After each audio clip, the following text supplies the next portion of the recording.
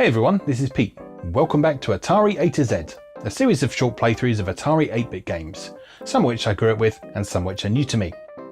Today is one of the former. This is Raid Over Moscow by Access Software, published in Europe by US Gold. This was originally released in 1984 on the Commodore 64, and the Atari 8-bit port followed in 1986. This is another Cold War based game, as you might be able to tell from the title, and this time it sparked a considerable amount of controversy that actually helped it out in the long run. So the game was apparently widely circulated in East Germany, despite the Stasi describing it as militaristic and inhumane. It was banned in West Germany by the Federal Department for Media Harmful to Young Persons, and this expired in 2010, so well, you can now legally play this in West Germany, or Germany as it's now known. And in 1985 in Finland, leftist media and politicians called for a ban on the game for its anti-Soviet nature. And this sort of raged on for a little while, but the net effect of it basically was that it ended up selling really well in Finland. So, you know, some things never change, I guess. Controversy always works. Anyway, let's go play Raid Over Moscow. Alright, here we are with Raid Over Moscow by Bruce Carver, with an Atari version by Steve Coleman. I'm going to preface this by saying I've never been very good at this game, but I also haven't played it for about 30 years, so I may well be better at it now than I was when I was a child. Yeah, let's just jump in and take a look. Beginner, definitely.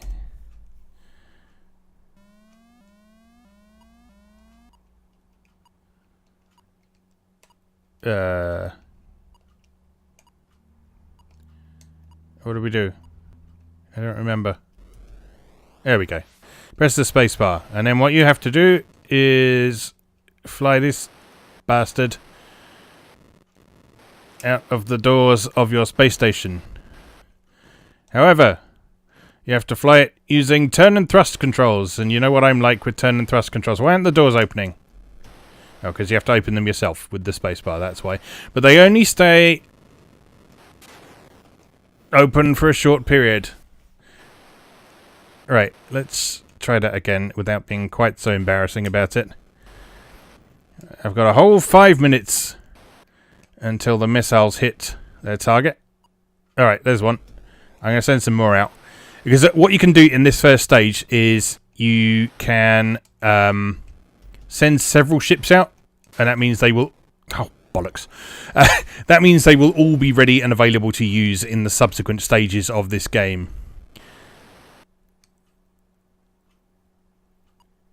There we go. This is fine. This is all fine. I've only destroyed 2 of these expensive spacecraft. So, those of you who are familiar with Access Software may note that this has a few sort of passing resemblances to Beachhead,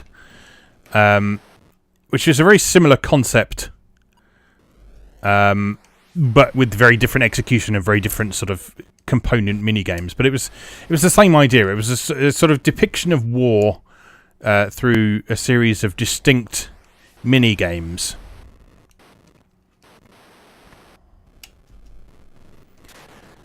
Oops. And I believe that was also by Bruce Carver. Don't quote me on that or anything, because I don't have the means of looking that up while I'm recording this. But, yeah, I believe so, anyway. It's a very similar kind of idea. Okay, so what we've done once we have got all the spaceships out that we want to, do we then intercept the missiles? I forget. I forgot to read the instructions before I started recording. No, we do not intercept the missiles. I believe we go after the base, where it came from, which I think is the white one over here. Hopefully. Let's find out. Alright, here we go. So we now have this sort of horizontally scrolling section here with really weird controls.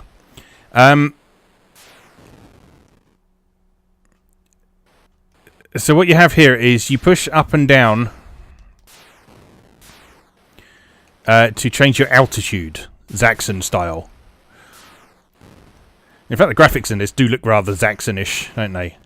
But in order to move up and down the screen, you push left and right. Which takes a little bit of getting used to, shall we say. Ouch. And yeah, altitude obviously determines what you're able to attack. So if you're flying very low, you can hit the ground targets. And you can also pass underneath those missiles that are coming along behind you as well. Don't know if you can shoot those missiles down. Let's try with the next one. So we'll let that fly over my head. There we go. Yes, you can shoot the missiles down.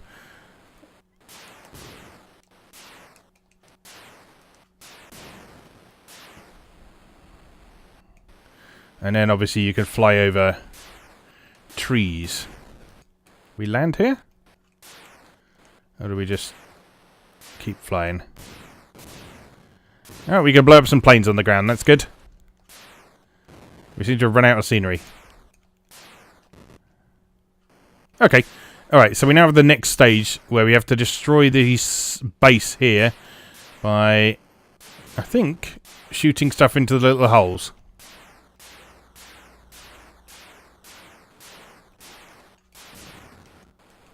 Or is it shooting stuff into the roof? And obviously you need to not get hit by bullets in the process as well. I don't know, nothing seems to be working. So if we go down just a little bit, we should be able to fire up a little bit.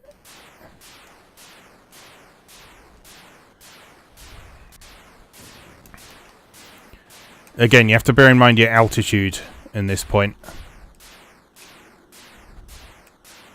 It won't go in the hole. Why won't you fire in the hole? Oh, there we go. Evidently you have to hit it several times. Or just in the right place, I don't know. I've got 17 seconds before Washington DC is destroyed. I don't think I'm going to save it somehow, but, well, we'll see. We'll just see what happens. Yep, there goes Washington DC. Oh dear. So what happens next? We have another launch from Minsk. And because our ships are already outside the space station, we don't need to go through all that bullshit again, thankfully. So we can just fly right on down to Minsk.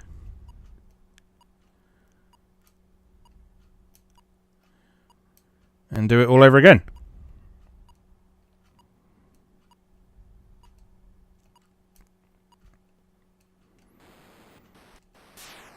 Alright, we know what we're doing this time.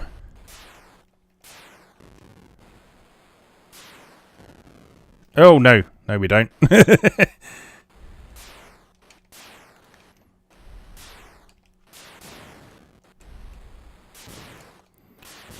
missile base at Minsk.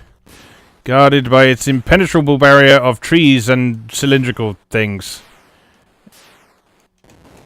And single-color helicopters. Stop killing me.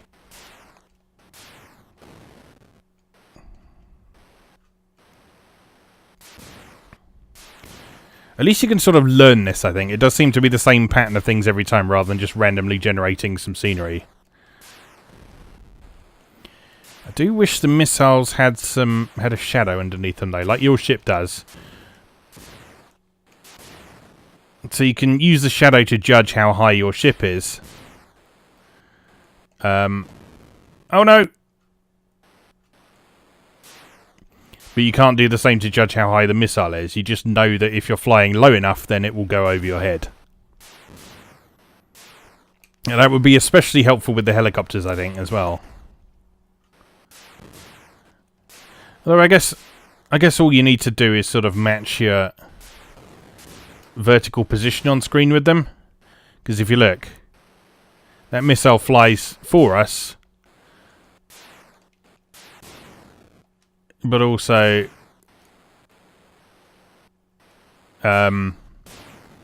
its Y coordinate on the screen is different. All right, we're nearly there. Can we destroy that? No, we can't. We can destroy the ships on the ground, though. As long as they're not mine, it's all fine. Alright, pro skills. Right, watch this. Oh, launch site destroyed. Okay, so you only have to blow up the middle bit. And does that stop the launch? Yes, it does. Okay, so you don't actually have to deal with the missiles themselves at all. But all my spaceships have gone back home, annoyingly. So I have to deal with this bullshit again.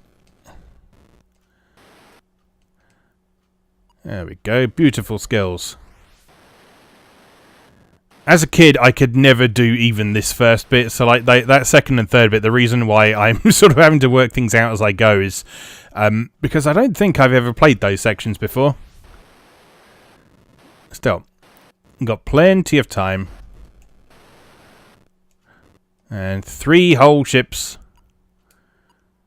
to work with. So let's go and attack Leningrad. Because no one likes Leningrad, because they fire nuclear missiles.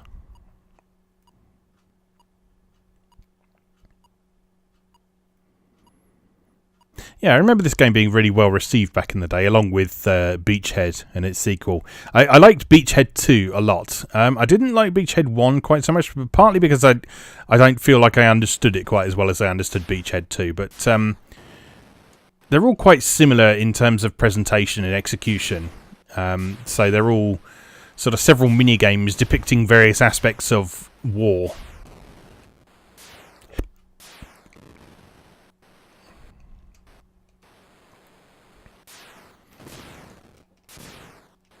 And mechanically they're pretty solid. Obviously not sort of the most technically impressive or anything like... No! Missile up the arse! Yeah, obviously they're not like the most technically impressive or anything like that, although Beachhead 2 was quite a looker, as I recall.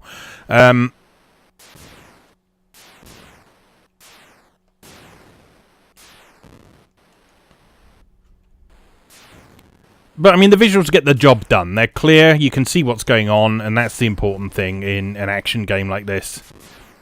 Being able to understand what's going on, how your controls relate to what's going on screen.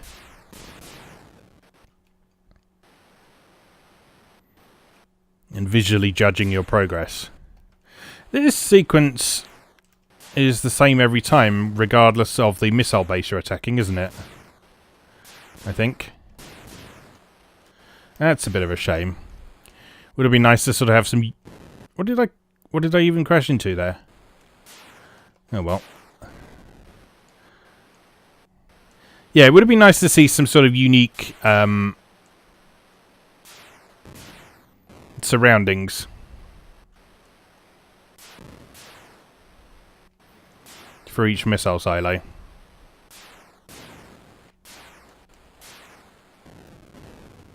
Oh no, that's it! Game over, comrade. You see what they did there? Oh, right. I'm going to have one more go at that because I know there is an additional phase to that we didn't get to. So let's just have another go on beginner level. Now that I've got a slightly better idea of what's going on. And we'll see if we can actually get to that final phase.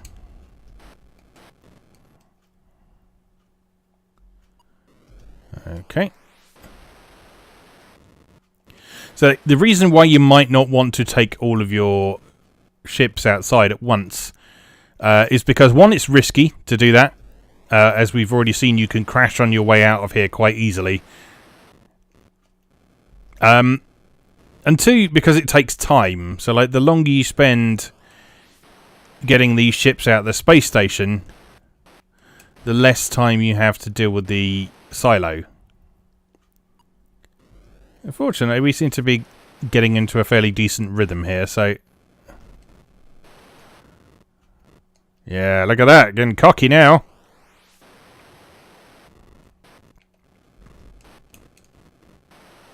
Whoa! Too cocky.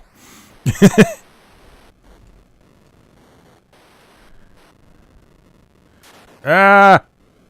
Oh, for some reason, you can actually change your altitude in here as well. I don't know why you would ever want to do that, but if you hold down the fire button, you can actually go higher and lower as well as forwards. As I say, no idea why you would ever want to do that, but you can, which is exciting. Okay, heading for Saratov because they are shooting at Denver.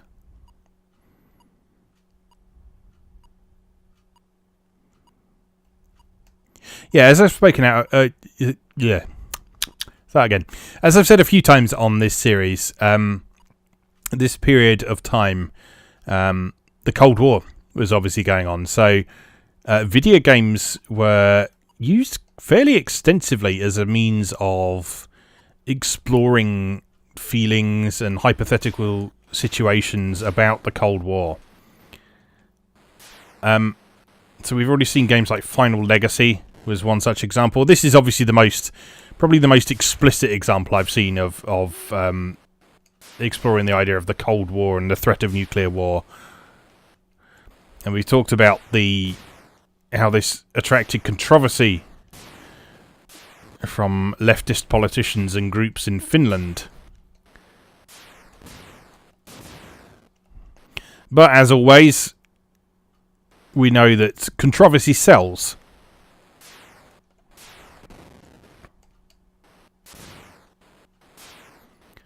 And thus,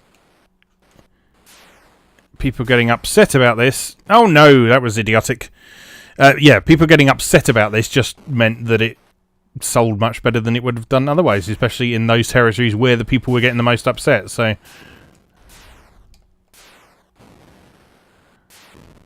as I said in the introduction, this was distributed quite widely in East Germany, where evidently there was quite a market for fantasizing about blowing up the communist regime and such like.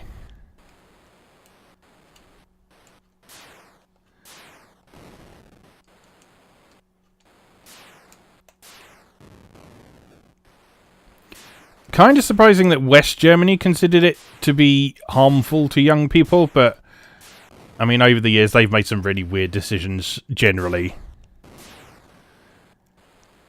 It's mostly to do with violent games, or those that include Nazi imagery. Oh, that was easy. Okay, next.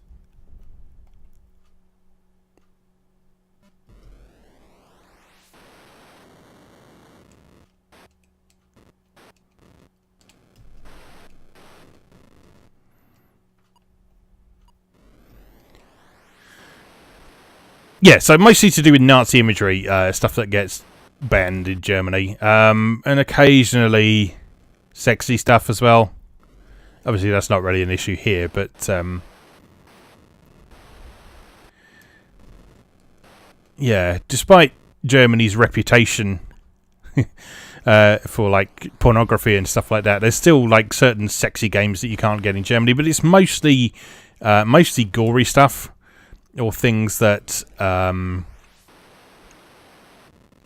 of remind of World War II in particular. Although, like I say, the ban on this game was actually lifted in 2010, and there's a lot of games that were previously unavailable in what was West Germany that you can now get without too much difficulty. And of course, in this age of the internet, it's very easy to get hold of things that are supposedly banned. So, in most cases, something being banned doesn't mean that it's illegal to own it. When it comes to video games, anyway, it's more a case of the creators and the publishers, they're not allowed to sell it.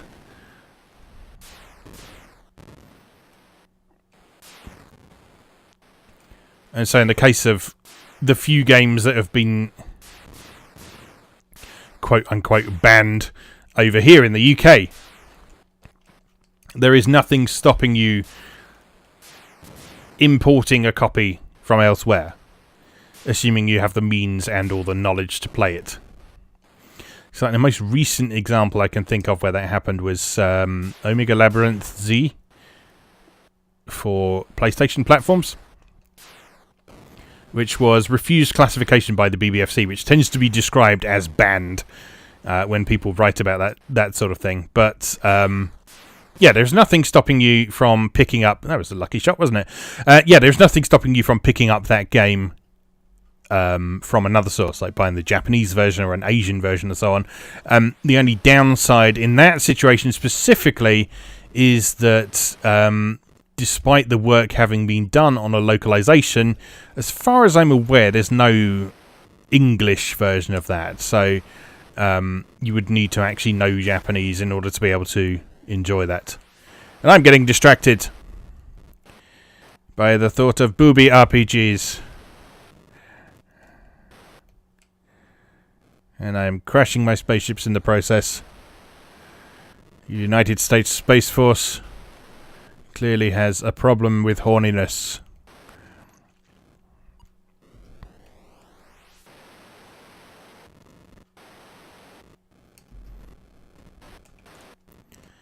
Right, yeah, I'm really getting the hang of this game now. I used to hate this because I couldn't do that first stage. But yeah, now I'm getting a feel for it. It's rather enjoyable, if a bit repetitive. Like I say, it would be nice if the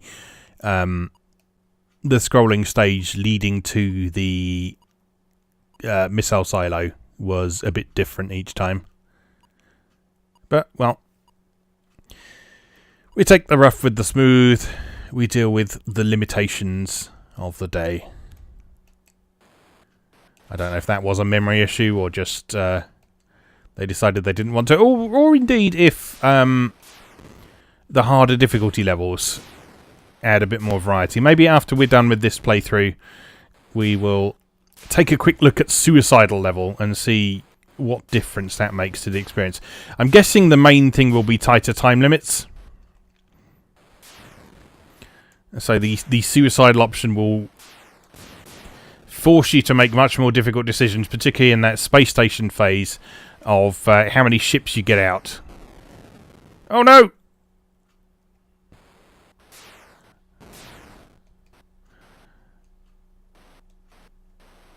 Alright. Concentrate.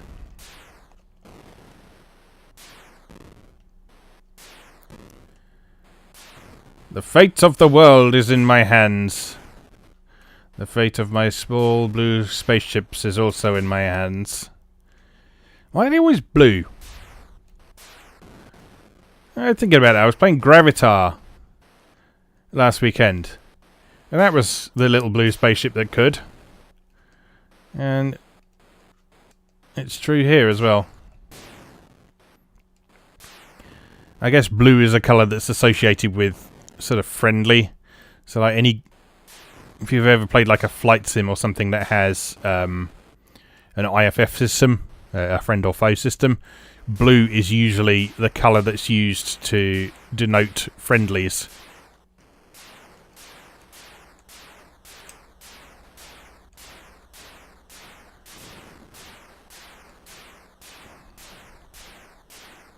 Get in the hole. Get in the stupid hole.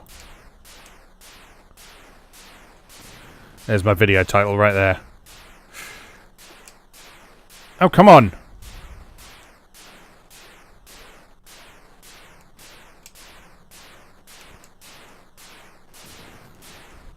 What is the matter with you? Come on, it was so easy last time. Why is it uneasy now?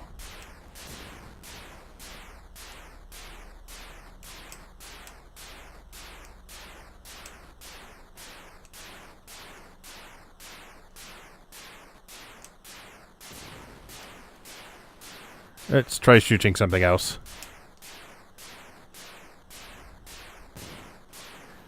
Oh, it turns red when you're in the right position, I guess.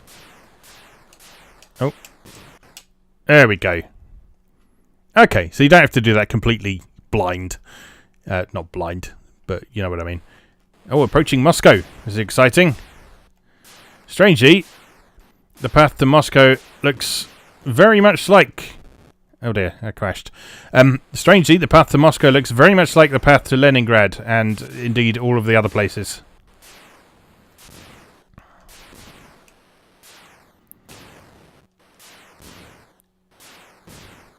Maybe it's just the communist way.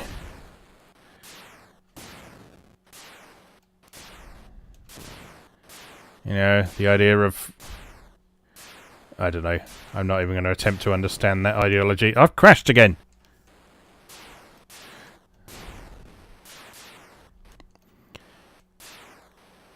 I was going to make some sort of joke about all communist places being the same, so they're all equal, but, you know, if I do that, someone will get angry with me.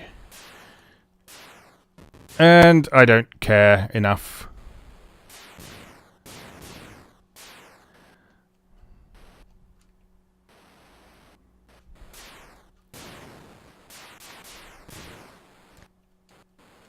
Get off! Oh, that was worryingly close. Alright, come on, I can make it to Moscow. Moscow is just past Moscow Airport.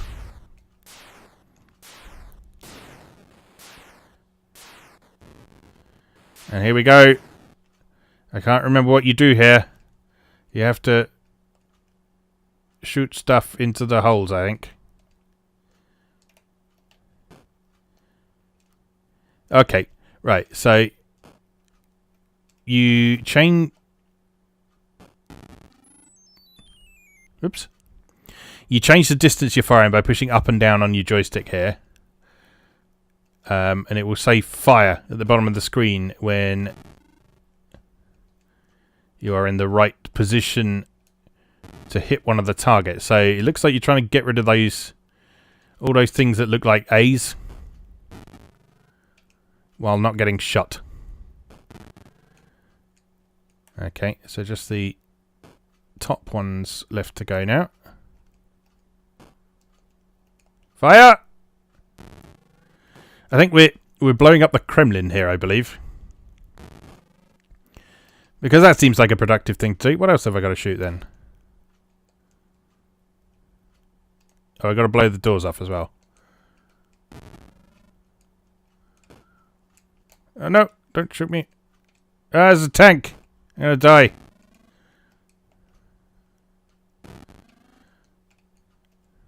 Don't kill me. I've got to save the free world from communists.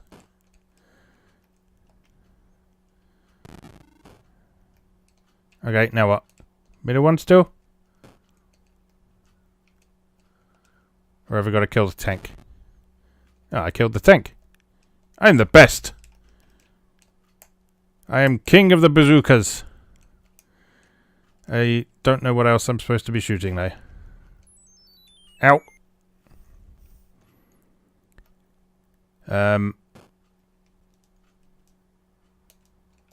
Oh. I guess those things in the background as well, with the giant man falling out of it.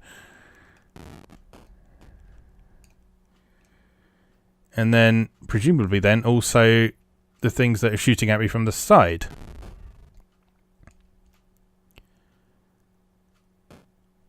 Those yellow things as well, maybe? Or is that it? No, still more to go. Yeah, so we got to blow up all the yellow things, basically. I love the giant men falling out of it. It's brilliant.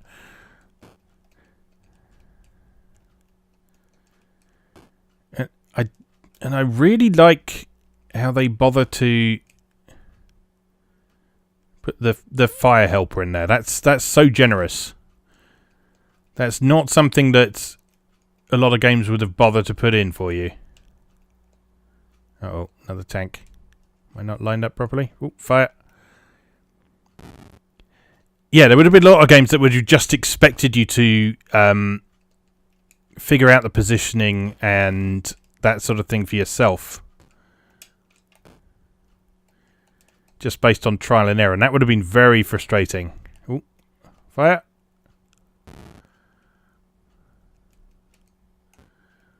Is this the last one? Maybe? Don't shoot me, tank. Don't you shoot me.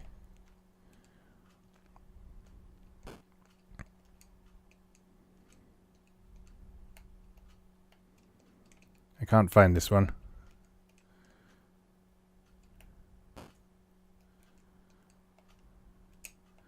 Too far that way. Oh. Oh. Oh. Gotcha. Now what? Oh, there's a bastard at the back again. Where did you come from? Is that what the tank's doing? Is the tank providing reinforcements, perhaps? No? I don't know. Right a bit. Oh no, they're just respawning. That's annoying.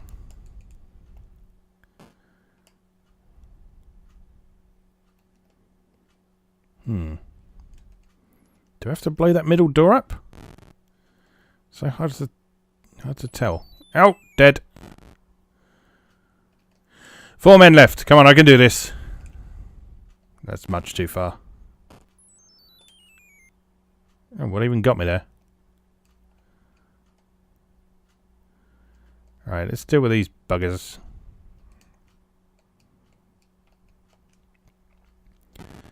They are causing some problems.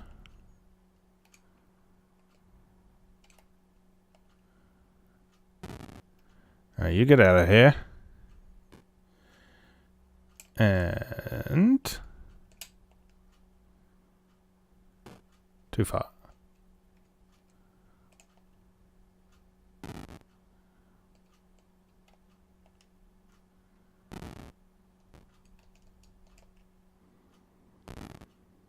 The tank doesn't give you a fire instruction, I don't think. From the look of things, so you just have to figure that one out for yourself.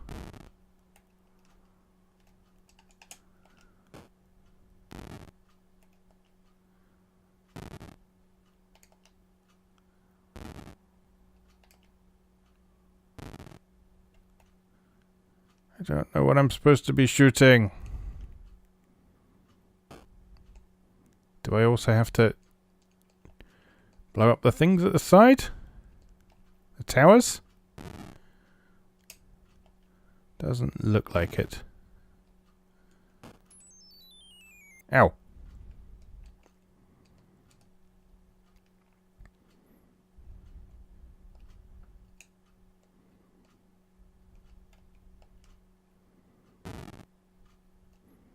Well, I'm getting plenty of points for shooting these buggers anyway.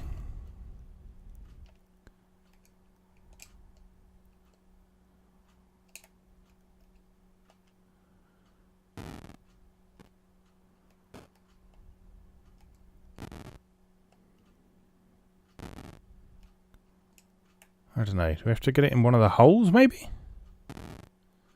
Up a bit. Up a bit more. No, that doesn't do anything.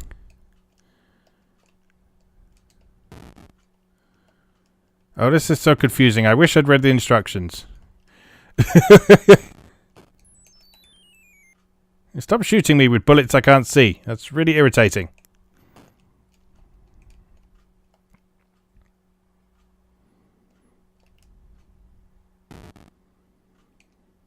No, so that doesn't work.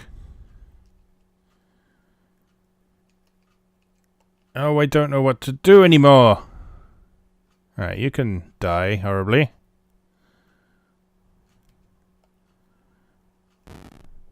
You can die. Pressing spacebar doesn't do anything in this one. Let's see if I can destroy this tank. While... oh, there we go. So you got to destroy the tank and all of the things. Right, this bit is a sort of Discs of Tron type thing, as far as I'm aware. So you have to ping your thing off the back wall and hit that thing in the back. So can you throw it sideways? No. You can catch it though. Oh, you can throw it sideways. There we go. So you push up and down to aim in a sideways direction, and you have to... Oh no, missed. And you need to kind of angle it in such a way that it will bounce back and hit the... I think it's like a robot overlord or something like that. So this is the point in the game where it kind of stops taking itself seriously. Right, so let's try that angle. Oh, not quite. That way. Will that do it? Oh, not quite. And I should really run for it to catch it, because you've only got a limited number of these. So it is kind of important to make sure that you catch them as well.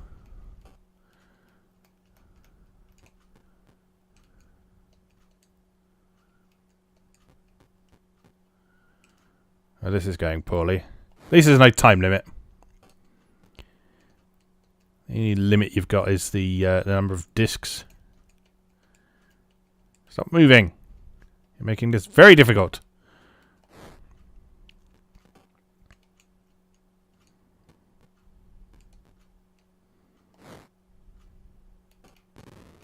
Oh, I got one! Nice. Ooh, loads of points. Ouch. And all my men are dead? No, I got one more man. One more man!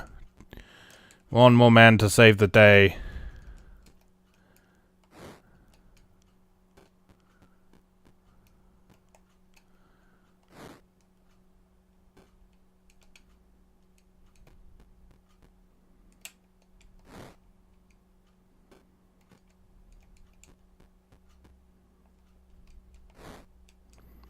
The end of Beachhead, or was it Beachhead 2? One of them had a weird sequence like this, where you were basically flinging toothpicks at each other. They weren't toothpicks, but I always thought they looked like that, because they were just sticks. And that was supposed to be the epic showdown between the Allies' great hero and the dictator who had been causing all this mess.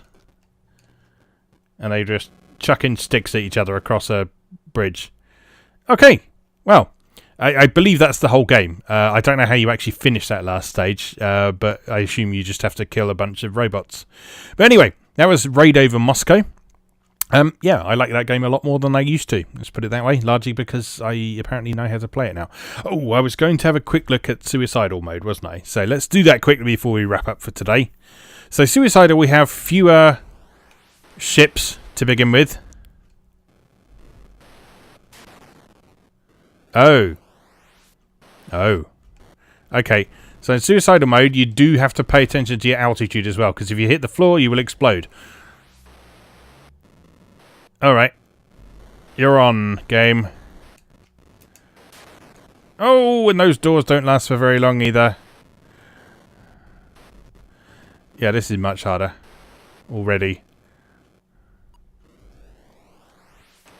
But let's do what we can.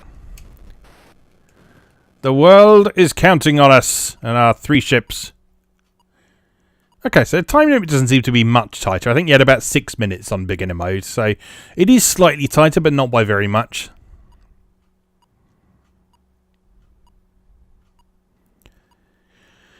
But let's see what's changed about the scrolling sequence. I'm anticipating maybe faster missiles, maybe more helicopters, maybe more targets to shoot.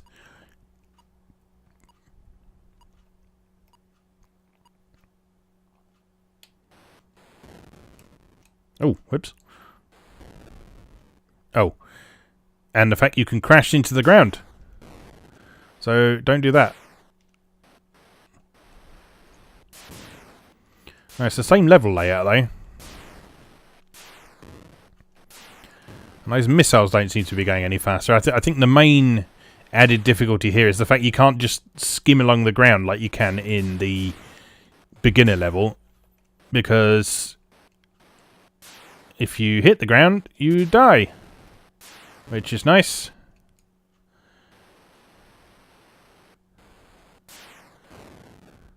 Doesn't seem as monstrously difficult as I was expecting. Oh, no, hello. Those planes weren't there before.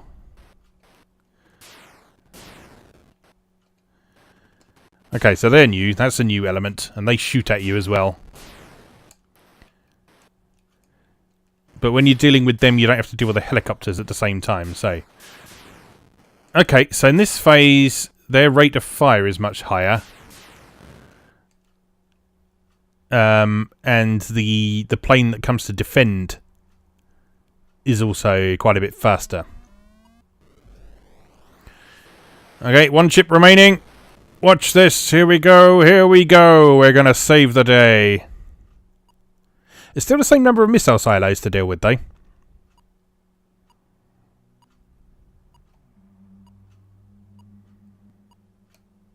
So it's not a longer game, it's just a harder game. I was half expecting there to be fewer cities on your side and more missile silos to deal with. That's how Final Legacy handled its difficulty settings, among other things. Final Legacy also had hidden missile bases that you had to track down and destroy intelligent ships for. Oh no! It's all over. The world is doomed. Doomed to destruction at the hands of the Russkies bastards. Anyway, yeah, so that was Raid Over Moscow. Enjoyed that. A lot more than I expected to. I was kind of dreading revisiting this game, but, you know, sometimes you surprise yourself. So, there we go. As always, thank you very much for watching, and I'll see you again next time. Thanks for watching. If you enjoyed this video, please help out the channel by leaving a like or a comment and subscribing. New episodes of Atari A to Z are on Tuesdays and Atari ST A to Z on Thursdays. Check out atariatoz.wordpress.com for a full archive. Do please also check out my other projects moegamer.net, where I explore Japanese and Japanese-inspired games from yesterday and today, and videopackgames.wordpress.com, which aims to catalogue the small but well-formed library of the Philips G7000 Videopack computer, also known as the Magnavox Odyssey 2. You can also support my work on Patreon or buy me a coffee. You can find links to do both down in the video description. Thanks again, and I'll see you next time.